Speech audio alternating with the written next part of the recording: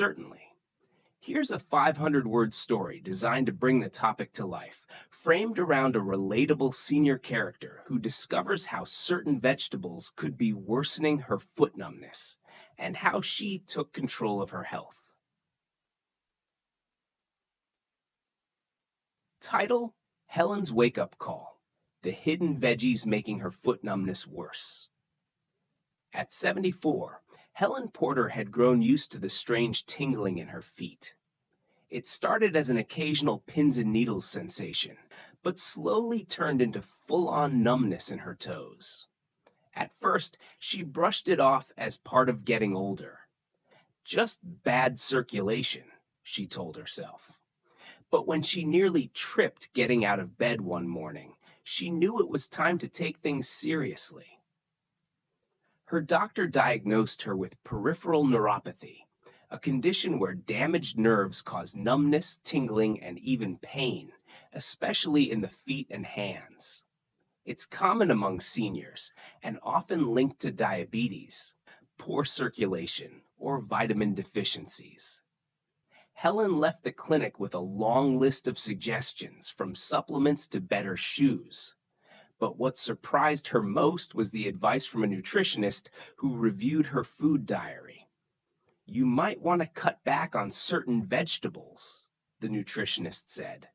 Some of them could actually be making your nerve issues worse. Helen blinked. Vegetables? I thought they were supposed to be healthy. Most are, the nutritionist replied. But some, especially for seniors with nerve issues, can be a problem. The first on the list? Tomatoes. While packed with nutrients, tomatoes belong to the nightshade family, which contains a compound called solanine. In some people, especially those with existing inflammation or nerve damage, solanine can irritate the nervous system and make symptoms like tingling or numbness worse. Second was eggplant, another nightshade loaded with solanine. Helen loved her grilled eggplant sandwiches, but the nutritionist explained that for people with sensitivity, even a moderate amount could contribute to nerve flare-ups or worsen circulation. The third culprit shocked her most: potatoes, particularly white potatoes. While a staple in many diets, potatoes are also high in nightshade compounds and carbohydrates that spike blood sugar. For seniors like Helen, who were borderline diabetic, those sugar spikes could aggravate nerve damage and reduce feeling in the extremities over time. Helen was stunned. I thought I was eating healthy. You were, the nutritionist said gently, but now it's time to eat smart for your nerves. Determined to feel better, Helen made the switch. She replaced tomatoes with red bell peppers, skipped eggplant in favor of zucchini, and traded white potatoes for fiber-rich sweet potatoes, known to be better for blood sugar stability. Within just a few weeks, she noticed her toes felt more awake in the mornings. Walking was easier. The burning sensation she'd grown used to began to fade. At her next checkup, her doctor was impressed. Whatever you're doing, he said, keep going. Helen smiled. I stopped eating the vegetables that were hurting me and started eating the ones that helped me heal. Now she shares her story with friends, warning them that not all vegetables are safe for every senior. Her message is clear. Even healthy foods can be harmful if they're wrong for your body. For seniors battling foot numbness, it may be time to rethink what's really on the plate. Would you like a 2-sentence summary of this story turned into a voiceover? Absolutely.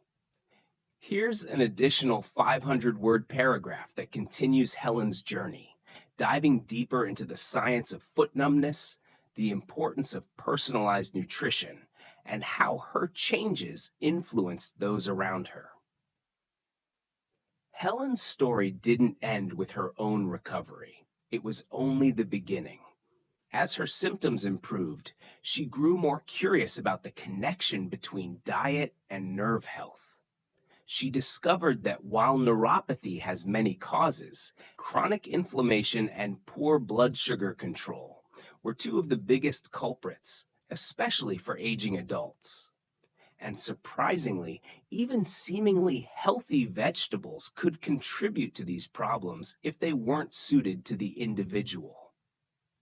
Nightshades, like tomatoes, potatoes, and eggplant, were a common irritant, especially for those already struggling with nerve sensitivity, arthritis, or insulin resistance. Helen began reading labels more carefully, experimenting with anti-inflammatory meals, and even attended a local seminar on senior nutrition. She learned about the importance of B vitamins, especially B12, which supports nerve function and is often deficient in older adults. She also discovered the role of magnesium in easing nerve discomfort and helping muscles relax, something she now made sure to include through foods like leafy greens, pumpkin seeds, and avocados. What truly amazed Helen, though, was how quickly her health and her confidence returned once she began eating with intention. The numbness didn't vanish overnight, but it became less frequent, less intrusive. She stopped fearing each step. She started going for walks again, short ones at first, then longer. She didn't need a cane anymore. And with each small success, she became more vocal about her journey. "You don't have to live with numbness," she told her neighbors at their senior center. "You might just be eating the wrong things without even knowing it." Her words sparked curiosity. One friend had been eating tomato soup for lunch every day and couldn't understand why her foot tingling was worsening. Another admitted to living off baked potatoes and white bread. With Helen's help, several started food journals and booked appointments with a local dietitian. The ripple effect was real. One morning, Helen led a small nutrition circle at the community center. Armed with handouts and simple charts, she taught others how to identify potentially inflammatory foods, how to swap out nightshades, and how to create meals rich in nerve-supporting nutrients like omega-3s, B vitamins, and antioxidants. It wasn't about restriction, it was about empowerment. She stressed that personalized nutrition is key, especially in later years, when the body becomes more sensitive to certain compounds. Not everyone would react the same way to tomatoes or potatoes, but for those experiencing numbness or neuropathy, it was worth testing a few weeks without them. Helen had gone from a woman quietly suffering with numb feet to a voice of hope in her community. She often said, "Getting older doesn't mean giving up. It means getting smarter about how we care for our bodies." For her, that started with simply questioning what was on her plate.